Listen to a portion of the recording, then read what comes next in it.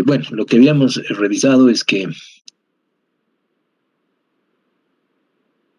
estos eran los insights de razones de actividad, ¿no? No queremos dar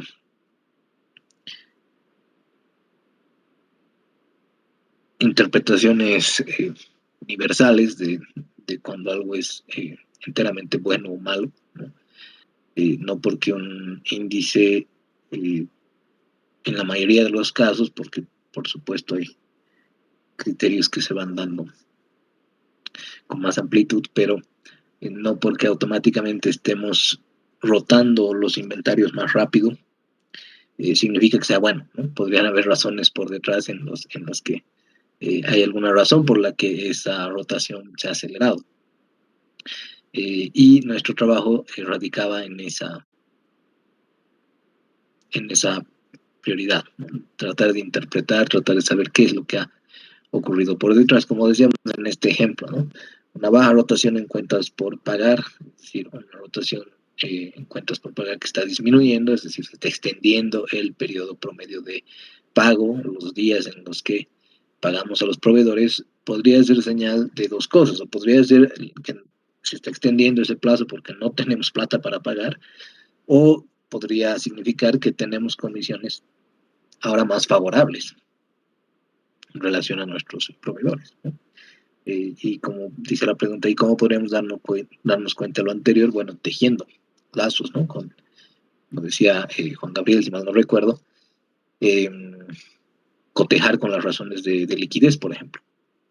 Y eso, por supuesto, tiene que ver con darle este sentido holístico a las razones, que no solamente se trata de los números en sí mismos, sino más bien de su significación interdependiente también, ¿no? Incluso con variables cualitativas que estábamos introduciendo el día miércoles. En el caso de las razones de rentabilidad, aquí entra mucho el tema de estrategia, ¿no? Como vamos a ver en un ejemplo hoy. Si es que la compañía se orienta, creo que Luz señalaba en algún momento eh, la fecha en la que discutimos sobre modelos de negocio, eh, cuando estábamos hablando de las salchipapas, ¿no? O de la comida. Uno podría tener una orientación a vender más volumen, pero generando un margen más estrecho, eh, tratando de atraer al público con un precio muy bajo, ¿no? También podría ocurrir lo opuesto, podría ser que tu precio sea muy alto y que el costo se mantenga, o que también puede ser un poco más elevado, pero tengas un mayor margen, una mayor holgura, porque la experiencia de ser comensal en tu restaurante es distinta, ¿no? Entonces aquí ya entran estos temas de estrategia que les decía que se tienen que reflejar en los estados financieros. Sería muy extraño que una compañía que vende eh, en un sentido de volumen, en un sentido de liderazgo en costos, pues tenga un margen bruto muy alto, ¿no? Ahí les llamaría seguramente la atención y querrían revisar por qué está ocurriendo eso, o al revés también. Aquí es donde alguna vez han debido pensar que hay negocios pues, que no tienen clientes, que siempre están vacíos y que parecería que nunca rotan nada, o si son servicios que nunca prestan ninguno de estos. Y uno le hace pensar, ¿no? Pues esto es lavado, porque no parece tener una debida actividad, una operación lo suficientemente eh, dinámica, ¿no? Entonces aquí es donde vemos normalmente reflejados los efectos de las estrategias que siguen las empresas. Entonces aquí es donde a veces uno es reductivo porque dice los números no tienen nada que ver con estos matices cualitativos, ¿no? De cuál es tu estrategia y demás. No, eso sí que es un error craso, una fortísima equivocación, porque más bien los dos deberían estar muy, muy relacionados, ¿no? Entonces ahí es leer, si es que se están incrementando los márgenes operativos, netos, brutos, entender los porqués, ¿no? ¿Qué decisiones están llevando a eso? Porque también podría ser que estén teniendo resultados de chiripa, pero como ustedes conocen, la chiripa tarde o temprano se va a acabar y no vamos a saber en realidad por qué nos está yendo mejor o peor. Y ese es el objetivo de todo esto. Bueno, habíamos revisado también que estas razones no solamente fungen en el sentido de análisis e interpretación como herramienta, sino también se vuelven compromisos a través de los cuales podemos darle seguimiento al desempeño de los distintos emisores que participan del mercado de valores. Las tres más utilizadas: la razón de liquidez corriente, el endeudamiento y la cobertura del servicio de la deuda. Como les mostraba en el ejemplo de la Granja Sofía, ¿no? Que se comprometía a estar siempre por encima de 1,05 en liquidez, siempre por debajo de 2,5 en endeudamiento y siempre por encima de 3 en razón de cobertura. Creo que esto lo habíamos adelantado ya incluso, ¿no? De que no en todos los casos se va a computar igual, no en todos los casos voy a esperar que la razón de cobertura del servicio de la deuda sea la misma. No tiene sentido. ¿Por qué? Porque los negocios operan de distinta forma, tienen modelos que obedecen a caracterizaciones muy, muy distintas. Entonces, cuando empieza a pasar como lo que estábamos señalando, aquí cuando ya estás tan cerquita del límite que tú mismo te habías dispuesto de no bajar de ese 3, entonces habrá que llamar, ¿no? Averiguar, decir, oye, ¿qué ocurre? Especialmente si uno es tenedor de estos títulos, pues, ¿no? ¿Qué nos referimos? Si uno está trabajando en una SAFI, uno de los fondos tiene bonos emitidos por esta empresa y se está aproximando peligrosamente a estar por debajo de esa cobertura del servicio de la deuda de 3, entonces tiene todo el derecho de agarrar y llamar y decir, oye, ¿qué hago? ¿No? ¿Tienes una buena explicación o vendo tus títulos y empiezo a generar una posible acción entre todos los participantes del mercado que deriven que tus títulos se vuelvan basura, ¿no? O sea, que tengan un valor de cero, de nada? Pero no, en la mayoría de los casos hay muy buenas razones porque obviamente estamos hablando de empresas que son muy solventes y están muy bien consolidadas, ¿no? Este sería otro de los matices ya cualitativos que no vamos a poder revisar muy a profundidad, pero que es importante, ¿no? Cuando en el tipo de estructuras familiares que hay en las empresas de nuestro entorno, vemos que prácticamente cuando hablábamos del problema de agencias, si recuerdan, el que tiene que tomar las decisiones de maximización de valor y demás, está siendo controlado por una persona que es su allegada, ¿no? Que es en este caso su padre. Pero no necesariamente esto es señal de que tengamos que alarmarnos porque, como estaba acá en los informes de calificación de riesgo y en algunos otros análisis financieros, normalmente están estos perfiles también de quienes ocupan los cargos gerenciales, ¿no? Porque, bueno, en el caso de nuestro entorno probablemente tendremos que deshacernos de todas las empresas si es que nos pusiéramos quisquillosos por un gobierno corporativo donde hay relaciones de parentesco, ¿no? Relaciones familiares. Pero como les decía, en algunos casos hay estos perfiles que respaldan la participación de los, en este caso de los hijos de los dueños, pero hay otros en los que simplemente dice, no sé, fue asistente por 5 meses en alguna parte del mundo y listo, o sea, eso es suficiente para que sea una gerencia, entonces no lo es tanto, ¿no? Aquí estábamos con Toyosa, que de alguna manera tenía una estructura similar, pero de igual forma tienen este perfil como para poder demostrar, respaldar su idoneidad, ¿no? Y bueno, habíamos quedado con estas preguntas, creo que habíamos realizado 3, y aquí los animaba, los exhortaba a tratar de dar sus puntos de vista, ¿no? Digamos, la relación histórica entre una rotación de cuentas por cobrar y el periodo promedio de cobro debería ser directa, inversa o directa o inversa, dependiendo. Decíamos que sí o sí en todos los casos va a tener que ser inversa, ¿no? ¿Por qué? Porque computan los mismos componentes, solamente que al revés, ¿no? Entonces, siempre que una esté en subida, la otra va a estar en bajada y viceversa. Está en bajada, la otra debería estar en subida a lo largo del tiempo, ¿no? Esto aplica tanto para esta rotación de cuentas por cobrar y su homóloga periodo promedio de cobro, como para la rotación de inventarios y el periodo promedio de inventario, o edad promedio de inventario, o días promedio de inventario, que dependiendo del autor va a usar distintos términos, y también para las cuentas por pagar. Aquí decíamos en general el valor absoluto del ROA, si no hiciéramos caso si es una utilidad o pérdida, sería mayor, menor o mayor o menor, dependiendo del caso, ¿no? Salvo circunstancias teóricamente muy excepcionales donde haya un patrimonio negativo y ese patrimonio negativo además sea eh, por alguna razón o circunstancia en términos absolutos, porque esto es lo que poníamos como condición, mayor al activo, entonces tendría que ser B, ¿no? Menor a. Pero bueno, estamos hablando de nuevo, ¿no? Extremos. Eh, aunque a veces es bueno, ¿no? Poner extremos como ejemplificaciones, porque ahí vemos la consistencia o el alcance que tiene la idea, el término o demás. Pero en general no podría ser mayor el ROA porque tendría que ser igual eh, o menor. Lo máximo que podría llegar a ser es igual el activo al patrimonio, en el caso de que no existiera un pasivo, lo cual de nuevo es bastante difícil.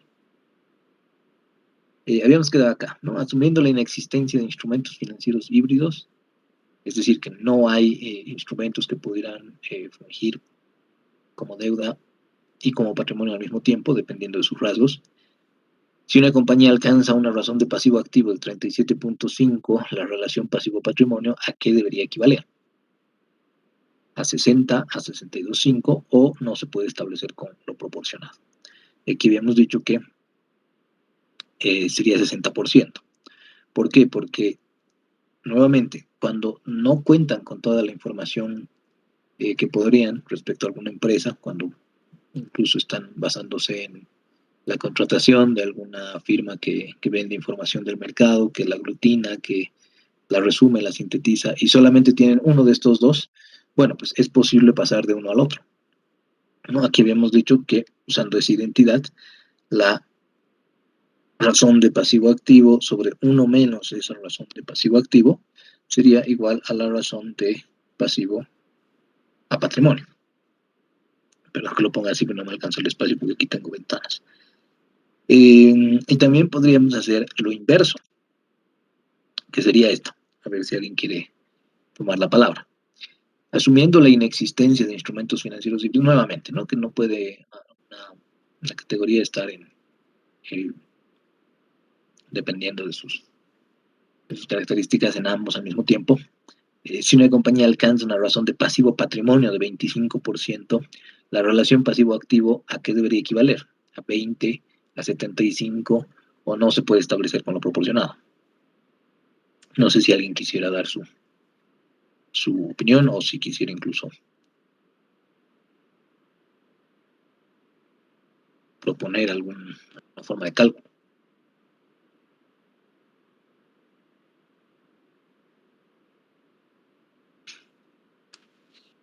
Licenciado, buenas tardes. La opción B. Adelante. La opción B, Albina. ¿Cuál sería la racionalidad, Albina, de que sea la opción B? Porque pasivo patrimonio es 25% y tendría que ser, faltaría 75% para el 100% y correspondería a los activos. Ok, veamos esta propuesta, ¿no?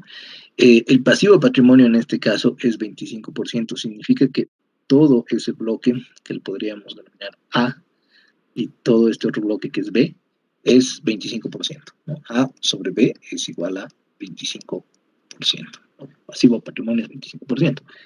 El dilema aquí está en que directamente estamos empezando por esta relación y no habría una complementación como en el anterior caso, ¿no?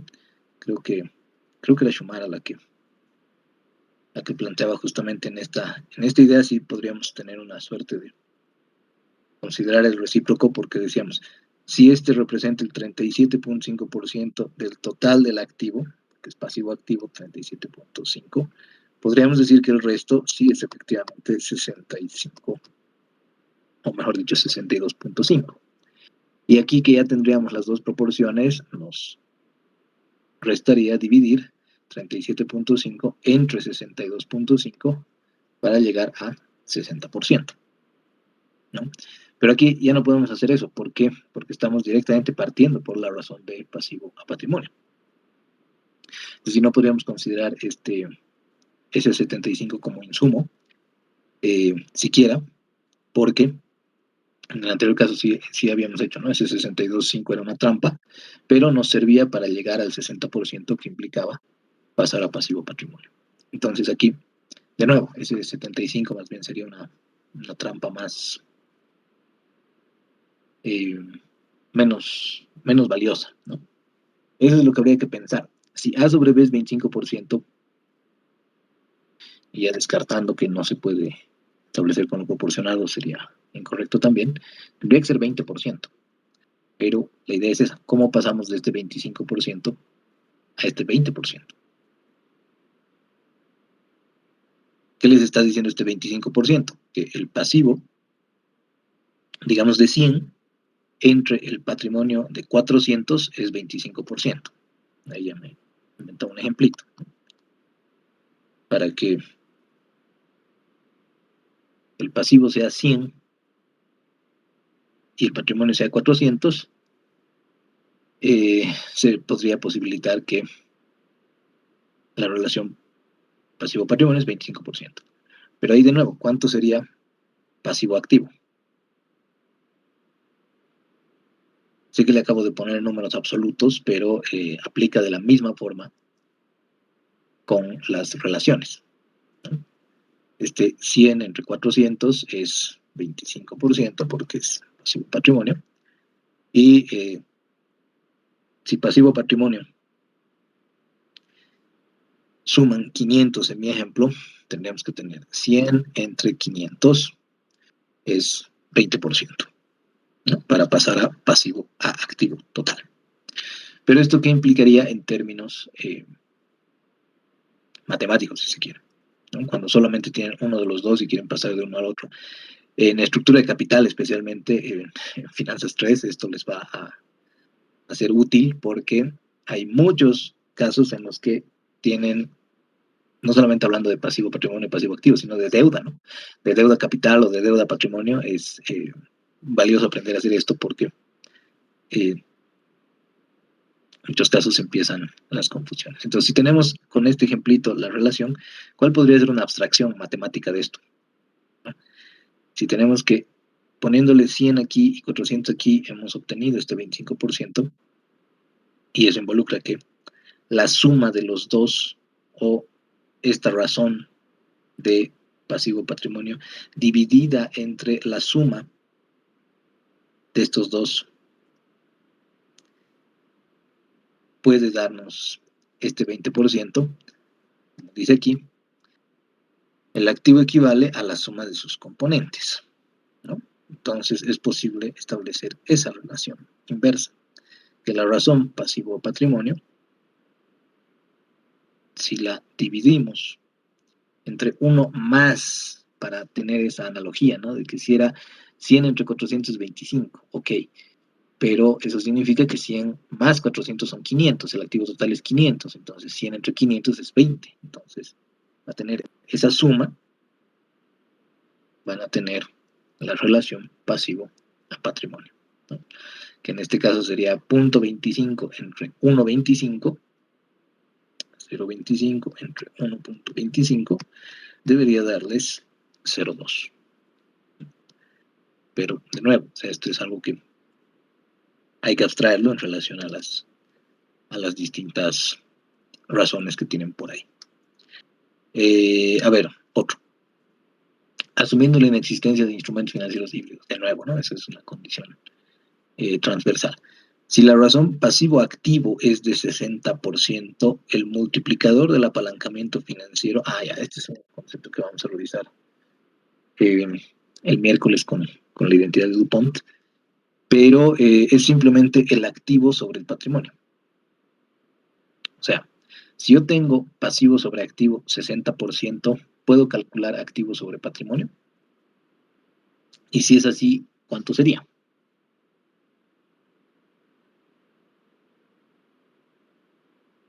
Licenciado, ¿sería la opción A, el 0,4? A ver, Yamilet, ¿cuál sería la racionalidad? Bueno, si el pasivo sobre el activo es del 60%, entonces el restante sería 40%, pero nos está pidiendo el activo sobre el patrimonio. Entonces, que sería el 0.4 dividido, o sea, bueno, en porcentaje sería 40% dividido entre 100% y ¿Ya? nos sería 0,40%. No sé si... Ahí nos falta un detalle, Yamilet, esto es por muy buen camino. De nuevo, ¿no? Si pasivo activo es 60%, sabemos que patrimonio activo sería 40%. Hasta ahí, excelente, Yamilet. O sea, tenemos que, si este componente pasivo activo es 60%, el resto debería ser 40% por ecuación general contable y además sin complicarnos con instrumentos financieros híbridos, ¿no? Lo que pasa es que alguna vez,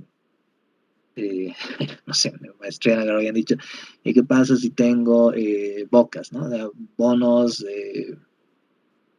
convertibles en acciones obligatoriamente y podría pasar algo. Ok, son cosas que van a ir viendo con el tiempo, pero por ahora mantendremos que activo es igual a pasivo más patrimonio, ¿no? Si tenemos esa lógica, lo que ha dicho Yamilet está muy bien. El 40% sería pasivo, perdón, patrimonio activo. Ahí está.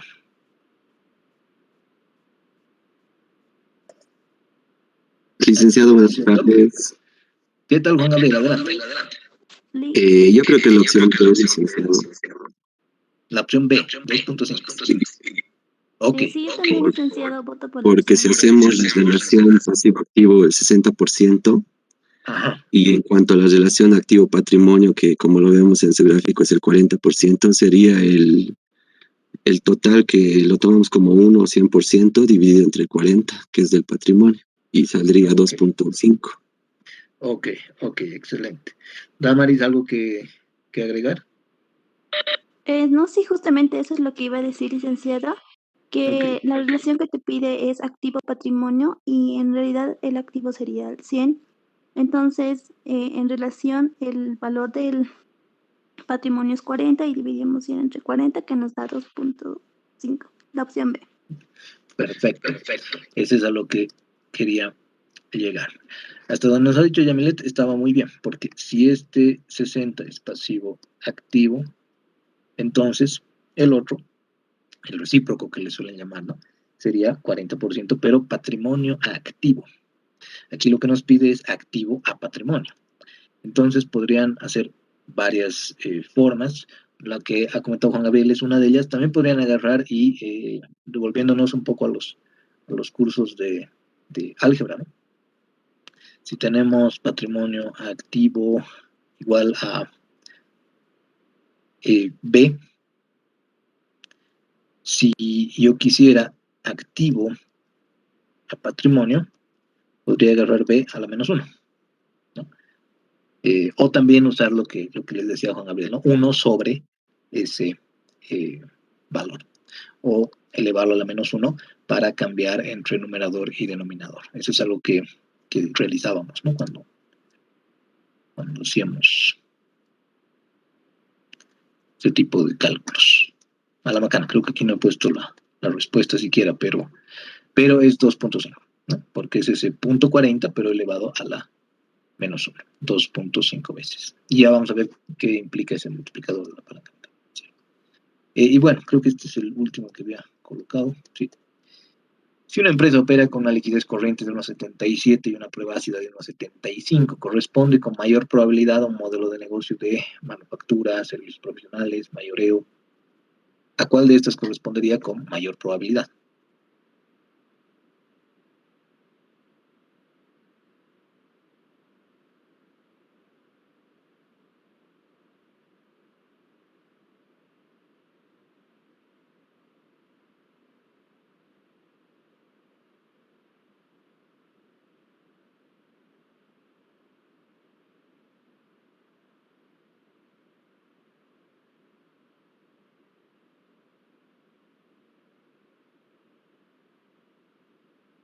Que de alguna manera Jonathan ya había señalado en su momento, ¿no? Con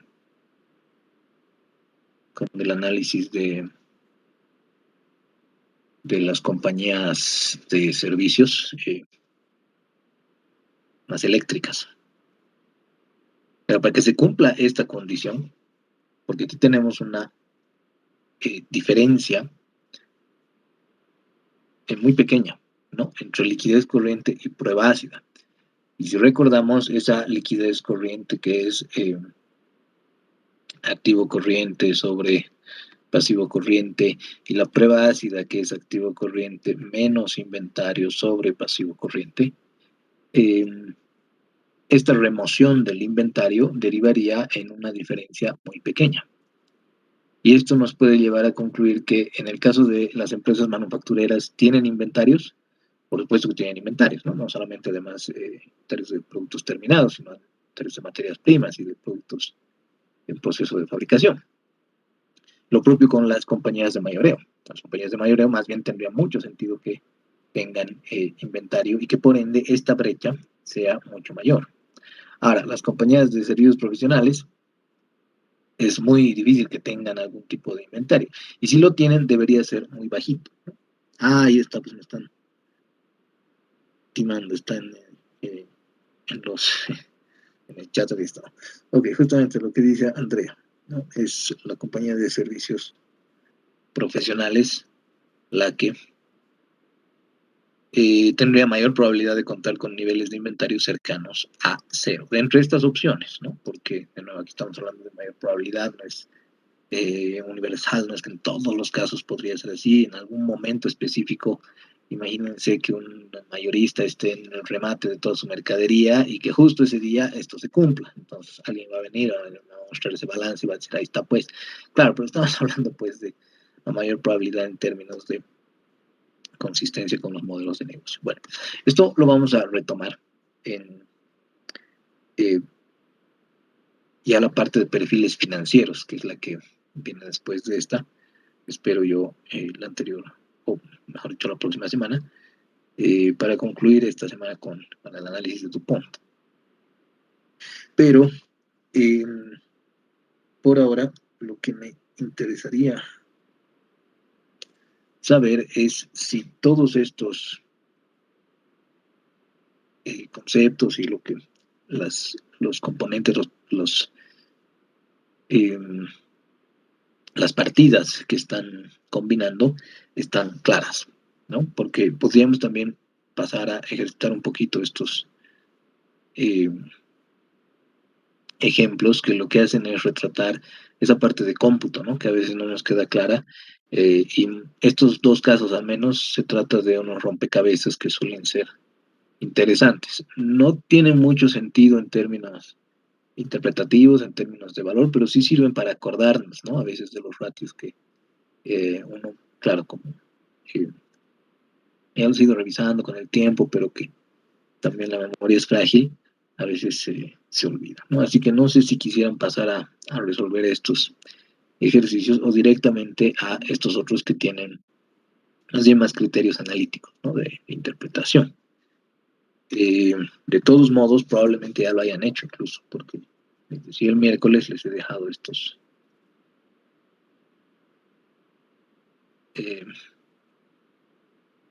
esos ejercicios acá.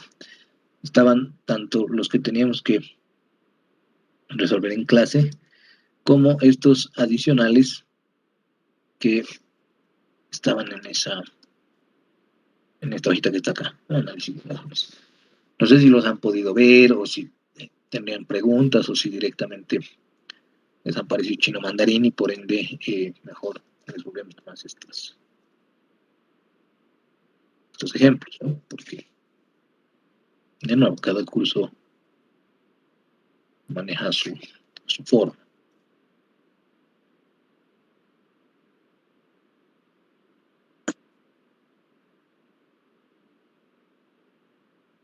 Adelante, no sé quién quería usar el micrófono.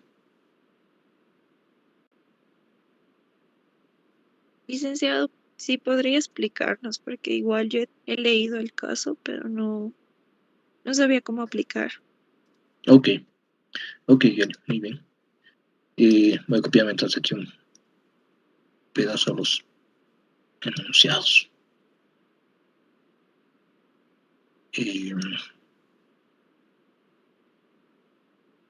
Pregunten mucho, ¿no? No hay inconveniente, no creo que eso no lo he podido reflejar muy bien, pero bueno, a ver. En estos casos, lo único que estaríamos tratando de ejercitar son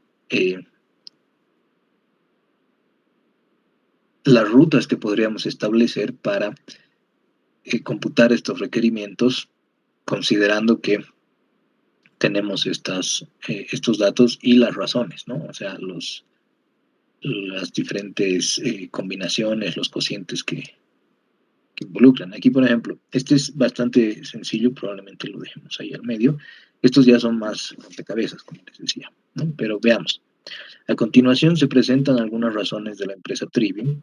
Utiliza esta información para determinar los valores de diversas cuentas del estado de pérdidas y ganancias y del balance general, según se requieran, asumiendo que no existen acciones preferentes emitidas. Bueno, eso siempre con el detalle de que el resultado neto se va a convertir automáticamente en el disponible para los accionistas comunes, y lo propio, ¿no? Todo el patrimonio neto es lo que hay que considerar en términos de cómputo del ROE. Así que, si tienen las ventas, tienen el margen bruto, tienen el margen operativo, el margen neto, el ROA, el ROE, la rotación de activos y el periodo promedio de cobro, en primer lugar, ¿cómo podríamos llegar al resultado bruto? Bueno, esto lo voy a hacer un poquito mecánico porque no es tan exigente, ¿no? El resultado bruto podría venir de la multiplicación del margen bruto por las ventas. ¿Por qué? Porque si este margen bruto viene de el resultado bruto sobre las ventas, para eso podríamos volver aquí arriba. El margen bruto es el resultado bruto sobre las ventas, ¿cierto? El operativo será el resultado operativo entre ventas y el neto, el resultado neto, porque este para los accionistas comunes ya se elimina al no existir acciones preferentes, ¿no? Entonces, si el margen bruto es resultado bruto entre ventas, bueno, pues resultado bruto puede ser la multiplicación de ambos. Ahora, costos de lo vendido. Si tenemos que estos son los ingresos y este es el resultado bruto, la diferencia entre ambos, ¿cierto? 40 millones en menos 32 millones. O podrían tener las ventas multiplicadas por 1 menos, es decir, el recíproco de ese margen bruto de 80%. Voy a mejor dejar las alternativas aquí al lado. ¿Hecho? Tienen 8 millones o también directamente podrían tener la diferencia entre ambos, ¿no? Resultado operativo, ¿cómo podría ser? De nuevo, si resultado operativo entre ventas es margen operativo, si ustedes ya tienen margen operativo del 35%, tener esas ventas por ese margen, ¿no? 14 millones. Ahora, si tienen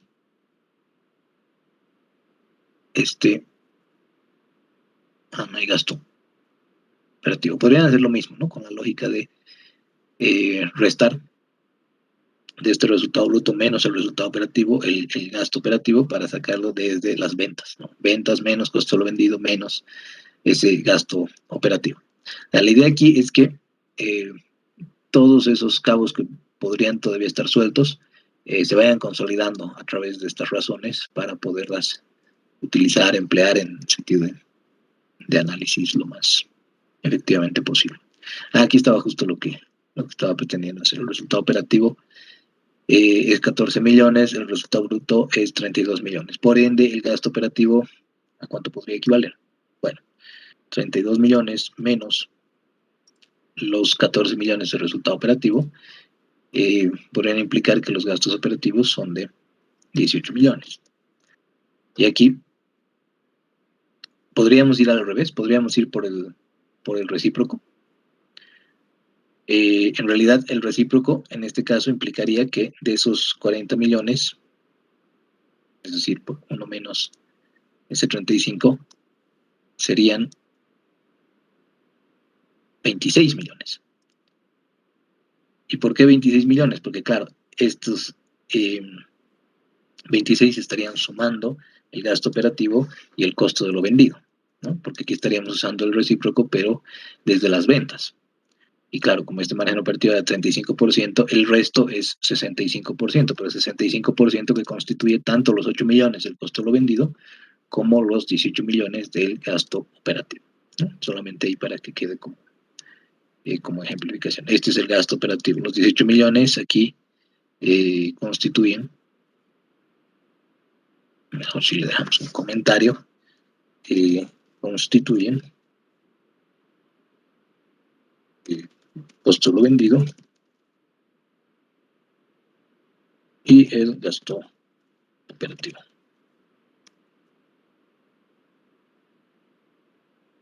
Y los gastos operativos. Listo. Resultado neto, ¿qué podríamos hacer ahí? Bueno, ventas por el margen neto, listo, 3.2 millones. Activo total. ¿De qué formas podríamos computar aquí el activo total? No sé si alguien quisiera intervenir.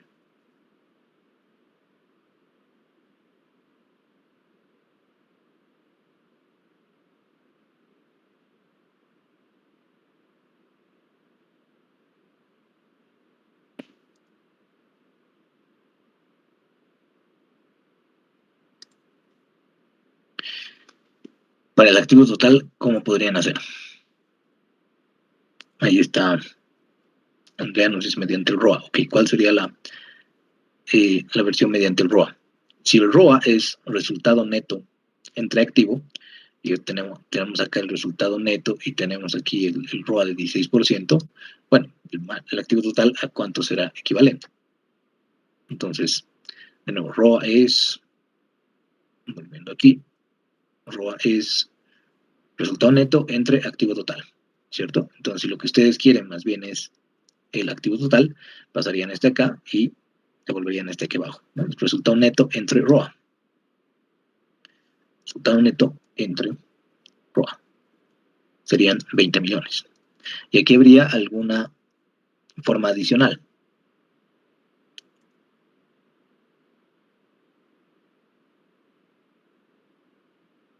No sé si alguien la percibe ahí. Tendría que ver con rotación de activos, ¿no? Rotación de activos es 2. Y tienen las ventas. Rotación de activos es ventas sobre activo total, que es el que nos está pidiendo aquí. Entonces, rotación de activos, que es ventas sobre activo, de nuevo, devolvemos las ventas al otro lado y pasamos esa rotación de activos al denominador. Entonces serían 40 millones entre 2, ¿no? El activo total deberían ser 20 millones en ambos casos. Este también es una forma de ejercitar las consistencias que deberían tener los distintos cómputos, ¿no? O sea, proveniendo de una o de otra forma que se calculen, deberían llegar al mismo resultado. Bueno, patrimonio neto.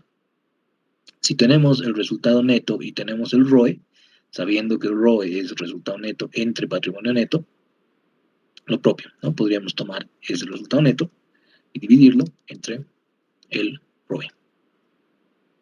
16 millones.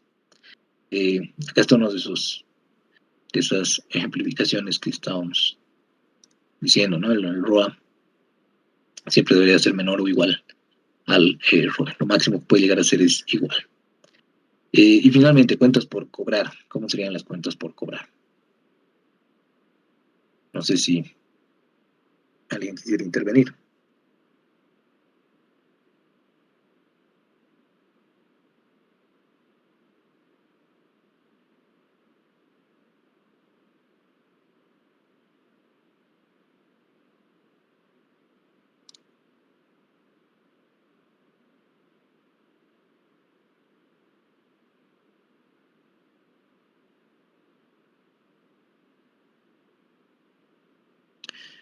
Tendríamos que el periodo promedio de cobro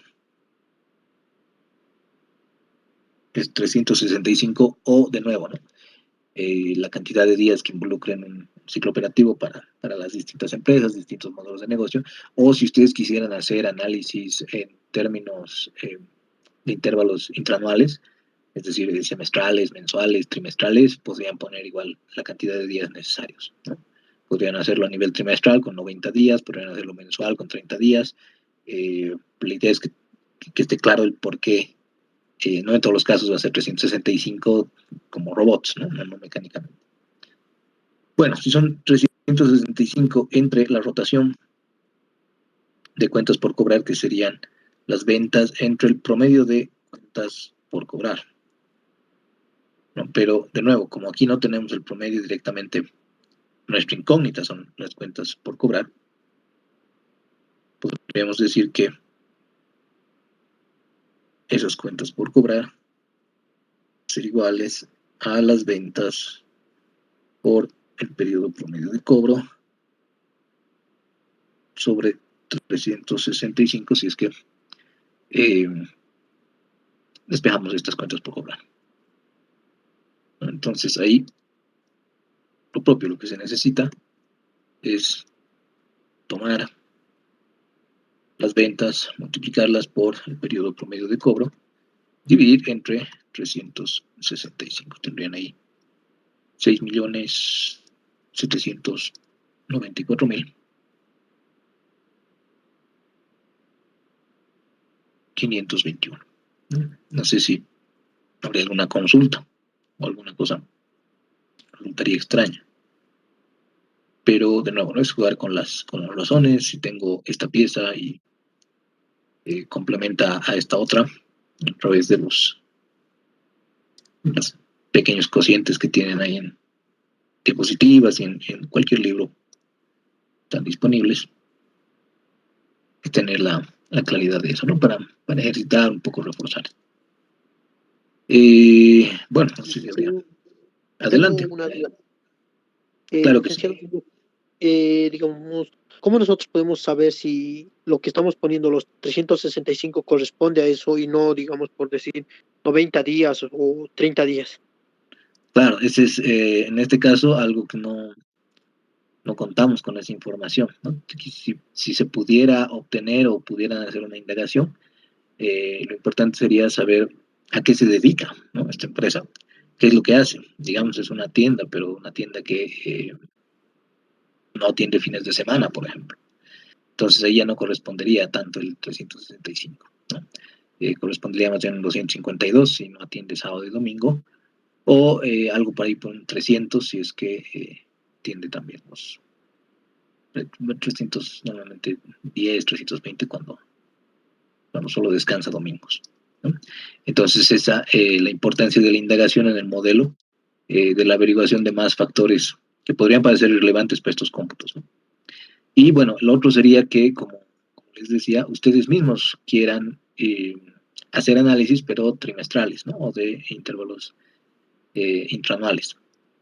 Entonces ahí, por más de que el negocio esté operando los 365, sería válido este cómputo de las cuentas por cobrar para nuestro caso, de 365, pero si estuvieran haciendo ese tipo de análisis tendrían que colocar los montos que corresponden a sus requerimientos, ¿no?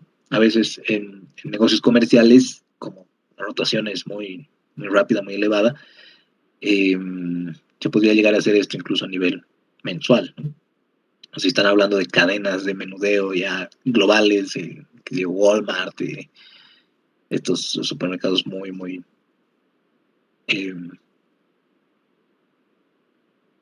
inmensos, o sea, corporaciones transnacionales, entonces se puede llegar a ser incluso a nivel semanal o diario, ¿no? Pero la idea es tener claridad de cuál es el horizonte del análisis, Luis. Es una buena pregunta, ¿no? Está bien, ¿y cómo podemos saber si lo que hemos puesto, el valor, por decir 365, es el correcto? O sea, si hay alguna manera de, por decir, una prueba o algo que nos determine, digamos, por decir, en este caso, digamos, en caso de que no fuera los 365 y fuera, digamos, como usted dijo, los fines de semana no atiende, por decirlo así, como por decirlo en este caso, ¿cómo nos daríamos de cuenta si este resultado que hemos puesto ahora estaba mal y tendría que ser el otro? ¿O cómo podríamos...? Claro, es que eso es lo que te digo, no tenemos mucha información sobre la compañía, ¿no? Habría que averiguar más al respecto. En general, lo que uno hace en este tipo de ejercicios es basarse en la información con la que cuenta. No puede ir más allá porque incluso se tendrían que hacer muchas veces supuestos, y eso es perfectamente válido porque necesitamos datos de apoyo.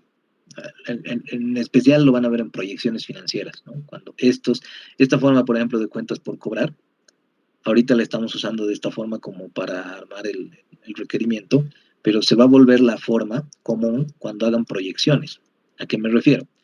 Esto puede ser un dato histórico basado en los 62 días y los 40 millones a los que se ha llegado en la anterior gestión, pero ¿qué pasaría si yo quiero proyectar a partir de esto? Implicaría que para armar mis estados financieros proyectados de 2022, yo voy a necesitar primero cuál es la expectativa de ventas que voy a tener en ese año y cuál es el periodo promedio de cobro que yo estoy aspirando a lograr. Entonces ahí se va a volver algo inverso, ¿no? Voy a tener que más bien proyectar cuánto es lo que tengo que colocar en mis cuentas por cobrar de 2022. Y así probablemente en las siguientes gestiones. Entonces, esto obviamente se va a basar en una consistencia de si estoy considerando los criterios que la gerencia tiene para planificar a futuro, ¿no? Voy a decir, las ventas espero que lleguen a 120 millones y espero mantener un periodo promedio de cobro que vaya de los 45 a los 50 días, digamos. Entonces, estos detalles son importantísimos porque nos permiten generar también las proyecciones a futuro, ¿no? Pero en muchos casos, de nuevo, la información con la que se cuenten, al menos en estos ejercicios, es limitadísima. Así que si los deja más tranquilos, dejar los datos por defecto, ¿no? O por lo menos mencionar de que se han hecho algunas presunciones, como que la tasa del impuesto a la renta en Bolivia es 25%, por ejemplo, ¿no? Cuando necesitan utilizarla y no se las han dado como dato, pero necesitan emplearla. Entonces, esa es un poco la lógica de darle ese nivel de argumentación a las respuestas que le van dando. Así que habría que hacer esos cómputos adicionales, ¿no? Pero es importante también cuestionarlo, preguntarlo, porque no todos lo pueden entender así, ¿no? Puede ser que estemos obviando algunas cosas. Especialmente cuando aquí manejamos, no sé, 250. ¿Por qué? Porque la empresa no atiende en estos días, entonces yo quiero saber esto en términos de días hábiles, ¿no? O tal vez la empresa no opera en los 365, pero quisiera más o menos la aproximación en términos de días calendario, ¿no? Entonces ya, ok, tiene sentido. Pero esa es la importancia de analizar el funcionamiento antes que nada, ¿no? A ver, pasemos a este y luego revisamos si terminamos o complementamos el otro. Dice, Cubo les proporciona la siguiente información. Disponibilidades por 3.906, activo no corriente por 16.180, ventas por 195.732, resultado neto, prueba ácida, liquidez corriente, periodo promedio de cobro, ROE, ¿no? Asumiendo que la empresa no ha emitido acciones preferentes, de nuevo, para hacer equivalencia entre ROE como resultado neto sobre patrimonio neto, y que el activo corriente se compone únicamente, aquí está el dato, ¿no? Esto es más que nada por términos conceptuales de este pequeño rompecabezas. El activo corriente se compone únicamente de disponible, exigible e inventarios, no hay más. No hay gastos prepagados, ni tampoco hay otras cuentas por cobrar, ¿no? Ni alguna otra cuenta que puede ir ahí, inversiones temporarias, por ejemplo, tampoco hay, ¿no? Solamente son esos tres rubros los que están en el activo corriente. Así que la pregunta es determinar las cuentas por cobrar, el pasivo corriente, el activo total, el ROA, el patrimonio neto y el pasivo no corriente. Así que, a ver, anímense, me quedo atento a las cuentas por cobrar, ¿cómo podríamos hacer?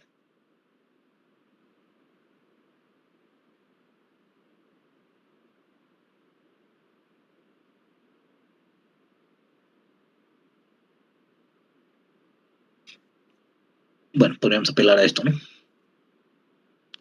Si el periodo promedio de cobro es 365 sobre ventas sobre cuentas por cobrar, las cuentas por cobrar aquí, tendrían que ser estas ventas multiplicadas por el periodo promedio de cobro sobre 365. Y de nuevo, ¿no? En función a lo que nos dice Luis. 365 asumiendo generalidad, asumiendo por defecto 365 días del año, porque aquí no nos señala o no nos indica específicamente cuál podría ser ese dato. Entonces, el que se usa por defecto. Pasivo corriente, ¿cómo podríamos computar pasivo corriente? Con esta información con la que cuenta.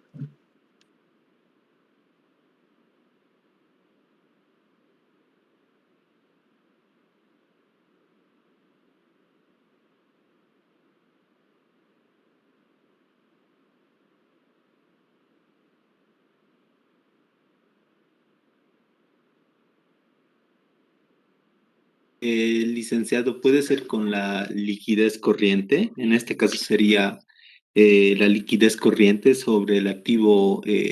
No, perdón, es el activo no corriente. Estás por buen camino, Reinaldo.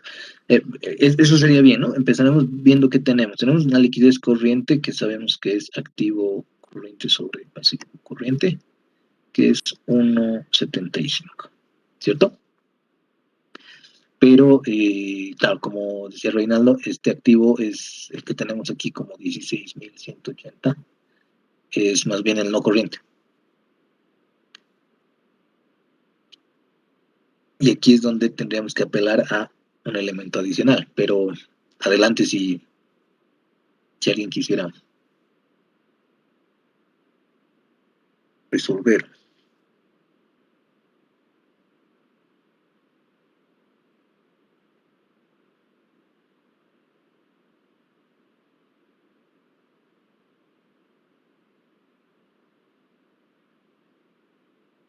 Es un poquito capcioso este pasivo corriente. Tendríamos que Adelante. trabajar para sacar lo que es como ahí dice en el enunciado, dice el activo corriente se compone únicamente del disponible, exigible e inventario. Entonces tendríamos que Excelente. sacar esos datos para poderlo trabajar. Excelente, Luis. Le has dado el clavo por la ruta, ¿no? Porque aquí tienen disponible y acabamos de computar cuentas por cobrar. Esto significaría que de estos tres, voy a cambiar, de esos tres que constituyen el activo corriente, tienen dos, el disponible y el exigible. Pero, ¿en qué razón podrían prescindir del inventario?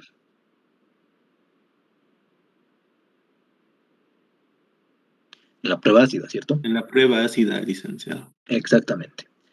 Exactamente, Reinaldo. Entonces, si ese activo corriente menos el inventario es sobre pasivo corriente es igual a prueba ácida, y sabemos que ese activo corriente menos inventario, en este caso, porque solamente está compuesto por tres partidas, es disponible más cuentas por cobrar, ¿cierto? Lo que acabamos de computar sobre pasivo corriente. Y ese es igual a ¿qué cosa? 0,73. 0,73. Efectivamente.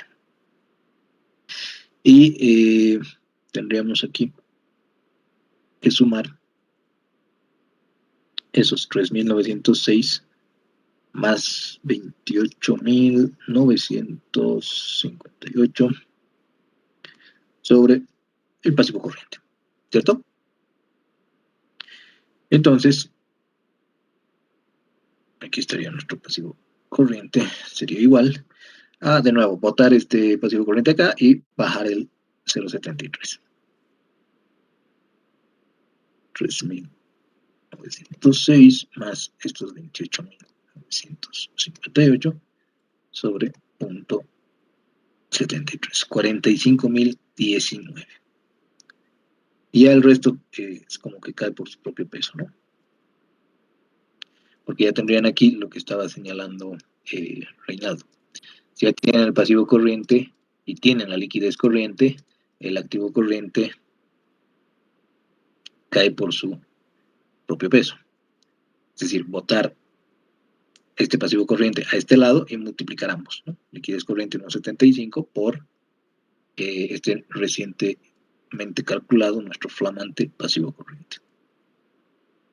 Necesitaríamos aquel activo corriente 78.783. Estamos bien hasta ahí, no sé si alguna cosa no está quedando clara, pero de nuevo, no se preocupen en preguntar. El activo total ya sería bastante más asequible, ¿no? Como tenían ya el dato del activo no corriente y acaban de computar el activo corriente, la suma de ambos les daría el activo total. Aquí ya podrían computar un ROA a partir del resultado neto entre activo total. De nuevo, hay quienes prefieren usar un ROA operativo solamente para contemplar el desempeño del lado izquierdo del balance, es decir, solamente los activos, porque en el estado de ganancias y pérdidas hasta ese nivel, hasta ese punto del resultado operativo, es simplemente el funcionamiento, la explotación de activos, ¿no? Pero, bueno, en general el ROA es resultado neto sobre activo total. Patrimonio neto. Tenemos ROE y tenemos resultado neto.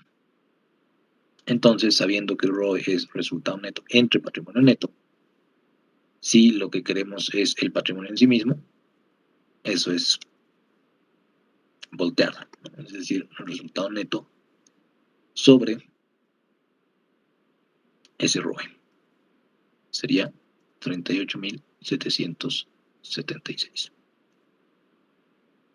Y finalmente el pasivo no corriente. Si tenemos activo total de 94.000, tenemos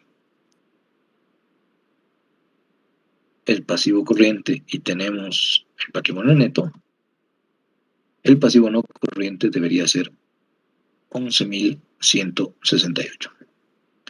¿Estamos bien? ¿O alguna cosa? Licenciado, una consulta. Los 78.783 del activo corriente, ¿con qué fórmula lo ha hecho? Estos, basándonos en esto que está aquí, en esta parte, porque teníamos que la liquidez corriente es activo corriente sobre pasivo corriente, ¿cierto? Y esto es 1.75. Entonces, como ya contábamos con nuestro pasivo corriente recientemente calculado, nuestro flamante pasivo corriente, al llevar este pasivo corriente a este lado, multiplicarlo por la liquidez corriente, ya teníamos la aproximación a este activo corriente de 78.700 pico. Es decir, este pasivo corriente multiplicado por su liquidez corriente. No sé si habría más dudas.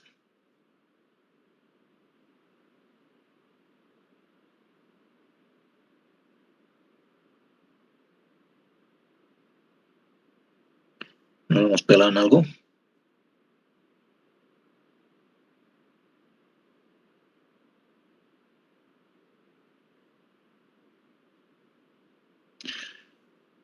Parece bien, ¿no? Bueno, pasaremos al último.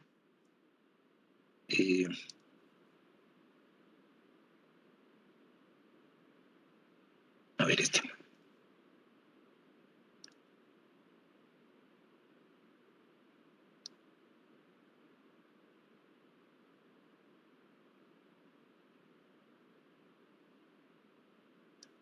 Otro.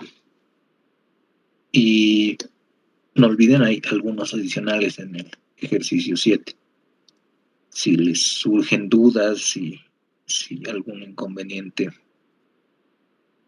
aparece, háganlo notar el día miércoles y lo revisamos con mucho gusto. A ver, juguetería lúdica, empresa cuyo patrimonio está constituido únicamente por capital accionario común. Nuevamente, no, otra forma de decir, no hay acciones preferentes. Requiere el cálculo de la edad promedio de inventario a partir de la siguiente información. Bueno, aquí esto está más específico, ¿no? Lo único que quiere es la edad promedio de inventario. Pero estos ejercicios no son tanto de interpretación o de la parte más valiosa, sino de entrenar estas relaciones entre partidas y entre las mismas razones, ¿no? A ver, tenemos pasivo no corriente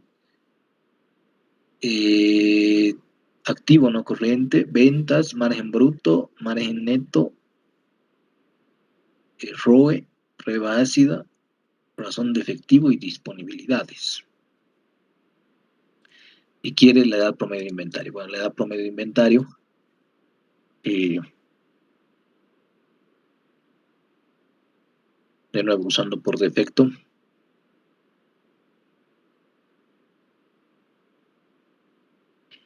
$365 tendríamos sobre la rotación de inventarios, teníamos acá.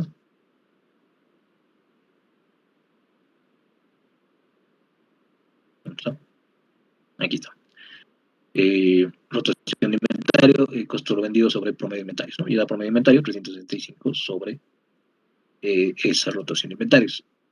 Pero aquí no podríamos llegar al promedio porque esta misma es la incógnita, ¿no? Así que, nuevo, ¿no? Se trabaja con lo que se tiene.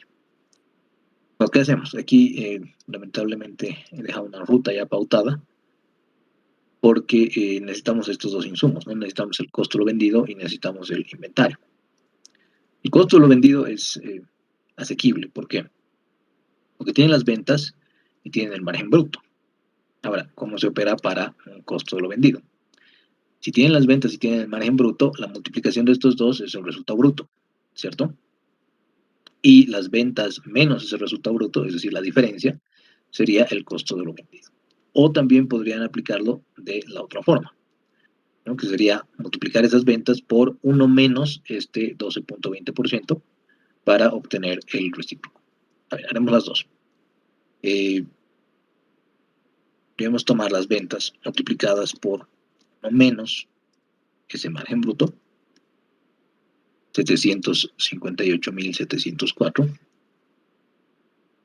o podríamos emplear las ventas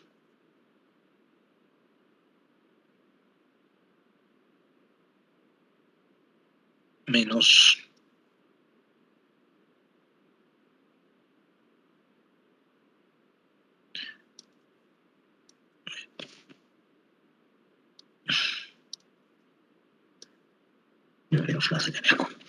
ahora sí.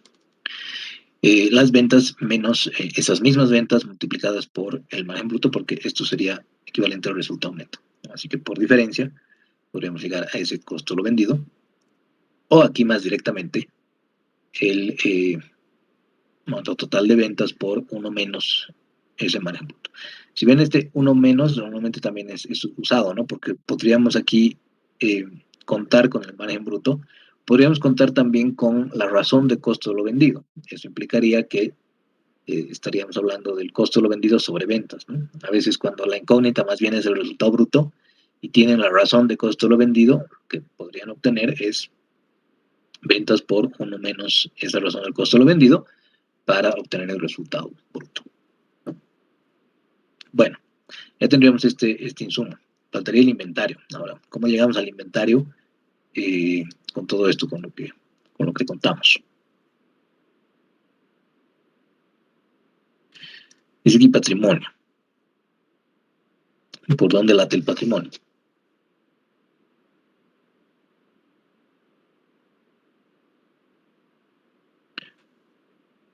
Por aquí hay una ruta, ¿no? Va del patrimonio al pasivo corriente, al activo total, luego al activo corriente, luego al inventario, luego de eso al ROA y a la edad promedio de inventario. Aunque no estoy seguro de para qué está aquí el ROA, pero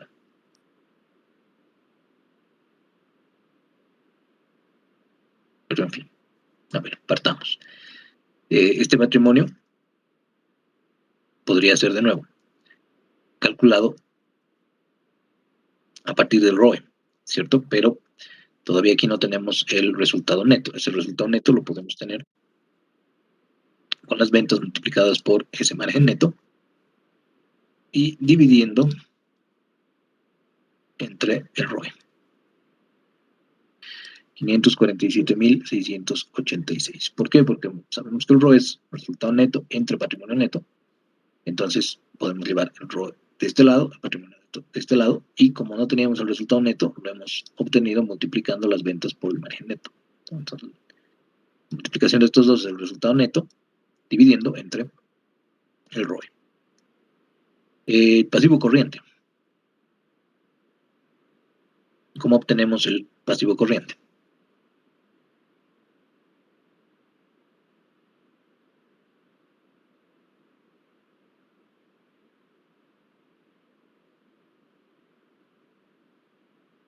¿Alguna idea?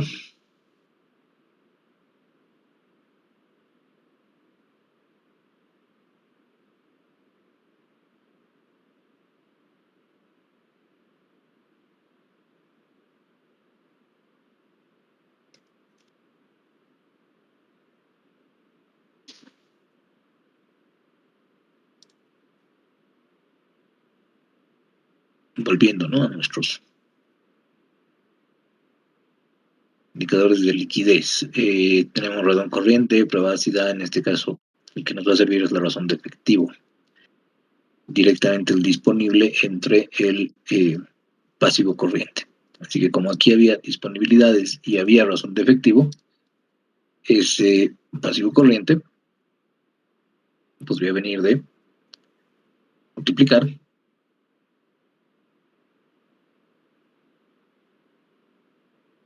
o mejor dicho, dividir, ¿no?, esas disponibilidades entre la razón de efectivo. 314.884. A partir de esto, disponibilidades sobre pasivo corriente, razón de efectivo. Entonces, hemos traído el pasivo corriente acá, la razón de efectivo abajo, disponibilidades sobre razón de efectivo, 314.000. Activo total.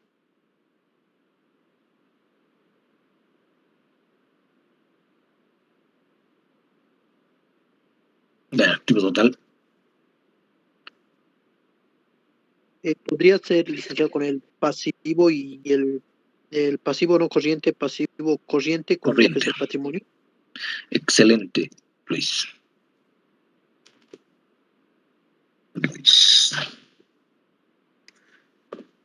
Fabuloso. Pasivo no corriente más patrimonio más pasivo corriente. 963.915. Y aquí podemos hacer la diferencia, ¿no? Activo total menos el activo no corriente nos deriva en 542.232. Y aquí ya podríamos tener a cuánto es el inventario a partir de la prueba ácida, ¿no? Es decir, teniendo prueba ácida como activo corriente menos inventario sobre pasivo corriente, entonces podríamos llevar este a multiplicar acá, prueba ácida por pasivo corriente, y luego tomar el activo corriente y restar lo que estaba a este lado. O sea, tomar el activo corriente y restar la multiplicación de la prueba ácida por el pasivo corriente. Tendremos un inventario de 180.116. Porque claro, aquí no tenemos esta referencia que hacía el anterior ejercicio de que activo corriente solo se compone de disponible exigible inventario, ¿cierto?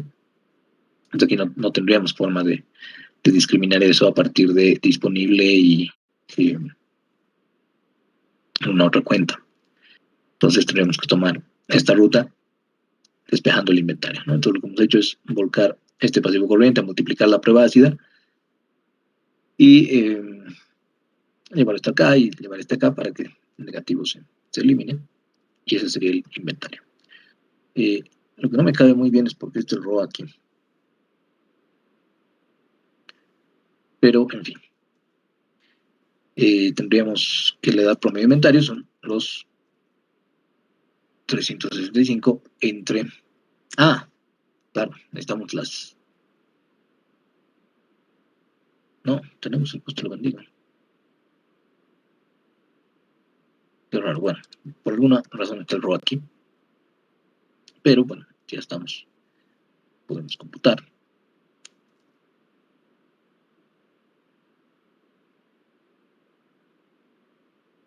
Vamos a hacer el resultado neto.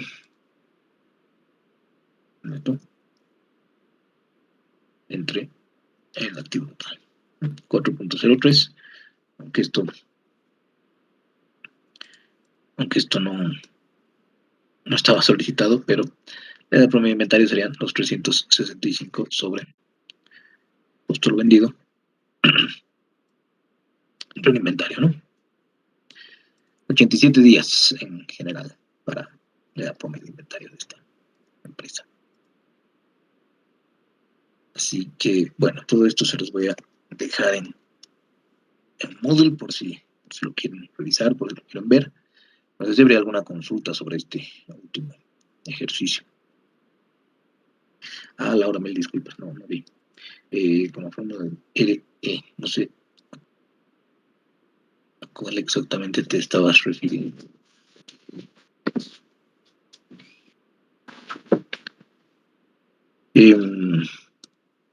No, ustedes bien, gracias, Fernando. Pero bueno, estas serían las rutas, ¿no? De estos pequeños rompecabezas que van a encontrar en cualquier libro de texto. Hay estos pequeños ejercicios. Ok, perfecto, Laura, muchas gracias. Justamente, ¿no? Con la razón de efectivo. Mil disculpas, no lo he visto, pero es con esa que hemos logrado el pasivo corriente. Así que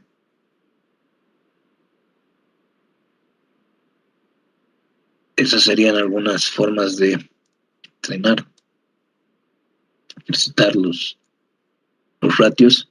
Y ahora sí, en los minutitos que nos quedan, me gustaría introducir al menos uno de estos que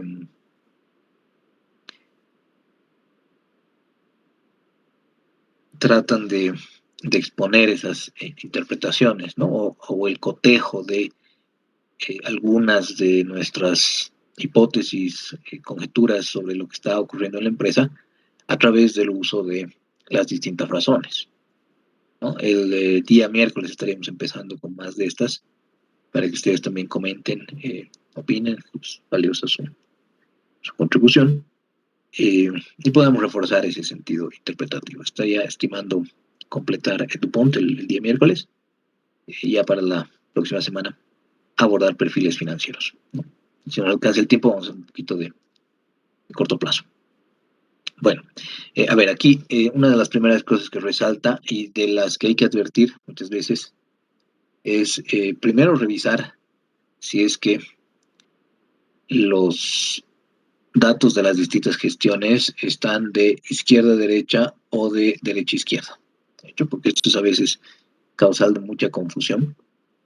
En más de una oportunidad he tenido comentarios, he tenido anécdotas donde por no ver que esto más bien estaba yendo al revés, tu interpretación ha sido completamente la opuesta, ¿no? Y si bien en la mayoría de los casos yo me manejo personalmente en un formato de izquierda a derecha, principalmente por el arraigo que tengo en proyecciones financieras, ¿no? Como estoy trabajando con periodos de 5, 7, 10 años, 20 años, en general se hace de izquierda a derecha. Cuando han usado los juegos de estados financieros, por ejemplo, normalmente estaba al revés, ¿no? Estaba de derecha a izquierda.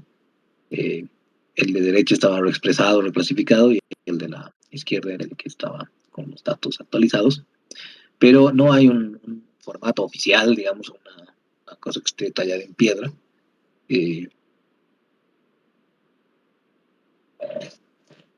Lo siento, se cortó. Solamente hay que fijarse, ¿no? Y en estos casos hay algunos que de nuevo están de una forma y otros de otra forma. Lo primero que deberíamos ver. Bueno, aquí este primer ejemplo lo único que trata de reflejar es que si nosotros revisamos en términos absolutos, de buenas a primeras nos parecería que Toshiba es la gran corporación, ¿no? O sea, que es la que más ventas tiene y que por ende es a la que mejor le va.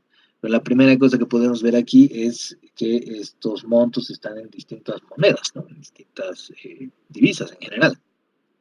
Dólares taiwaneses, dólares estadounidenses y yenes japoneses. Así que una primera cosa que nos ayuda a hacer los ratios es a estandarizar ese esa posibilidad de contar con cocientes que nos llevan a términos relativos para no incurrir en esas omisiones, ¿no? Luego tendríamos que ver en este caso en particular el tema de estrategia que les estaba comentando. Porque si uno agarra y se basa únicamente en el sector, es decir, Acer, Lenovo, Toshiba, ¿qué producen? ¿No? Producen dispositivos electrónicos. Sí, pero los tres producen dispositivos con la misma lógica, es decir, con la misma racionalidad. Alguno de estos tiene equipos que son más sofisticados, digamos, o más agresivos en términos comerciales, que refuerzan más su publicidad, por ejemplo. Otros tendrán más bien una tendencia a ser más accesibles, a tener menores márgenes, pero como hablábamos esta vez, acceder a un mayor volumen o un mayor número de clientes, ¿no? Entonces, esa es una de las primeras cosas que podrían salir a través del cómputo de los márgenes. En vez de tener esas cifras en montos absolutos, que además se hace confuso, ¿no? Como que aquí arriba disfruta mucho número. Es lo que decíamos de los ejercicios que estaban realizando en el 5, en el 6, para cómputos de análisis horizontal, vertical, razones. Si trabajaras con los montos en absoluto, pues es una confusión porque son demasiados números. En cambio, cuando los vemos de la forma en la que están abajo, es un poco más comparable, un poco más accesible, ¿no? Un poco más interpretable, menos caótico. Bueno, ahí están entonces computados los márgenes brutos y netos para las tres empresas. Ahora, ¿cuál es la empresa que tiene un mejor desempeño? De repente podríamos abrir con esa pregunta. ¿Cuál tiene mejor desempeño desde su perspectiva?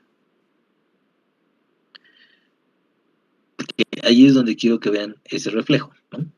Si uno agarra y generaliza, ¿no? Las tres compañías se dedican a producir dispositivos electrónicos, más o menos las tres deberían tener pues unos márgenes relativamente similares, ¿no? Y sin embargo, lo que ven ahí es que si bien Toshiba tiene el mayor margen bruto de las tres en todos los años, en todos los periodos que están reflejados, es también la que tiene el peor desempeño en términos de margen neto. Lo opuesto le ocurre a Acer, ¿no? Que estaba justamente tratando de señalar como la compañía que tiene esta orientación a ofrecer productos más accesibles y por ende un menor margen bruto. Es decir, la distancia entre su precio y su costo es muchísimo menor, ¿no? Pero sin embargo, en términos de margen neto, es la única que ha podido mantenerse en términos positivos en todos estos 5 años. Así que, si bien estamos recorriendo del 2005 al 2009, ahí dejo la diapositiva, que también la pueden revisar en el de la materia que está en Moodle. Y bueno, empezaríamos a comentar el día miércoles, ¿no? Pero ya desde ahora quisiera que pudieran ver, analizar algunos de los matices que podrían explicar estos comportamientos, ¿no? Aquí, de nuevo, tres empresas, pues se dedican a lo mismo, deberían estar entre esto y esto, ¿no? Si agarramos y decimos, pues margen bruto, empresa manufacturera, así siendo muy generalistas, ¿no? Empresa manufacturera debería estar entre 25 y 40%, ¿no? En ese caso, Acer estaría mal, ¿no? Pero por supuesto no es una compañía a la que le vaya del todo mal, más bien la que mantiene márgenes netos positivos. Pero bueno, ampliaremos el día miércoles. No sé si habría alguna consulta, comentario. Ya tienen las fechas clave, ¿no? 14 de junio, actividad número 3, 16 de junio, segundo examen.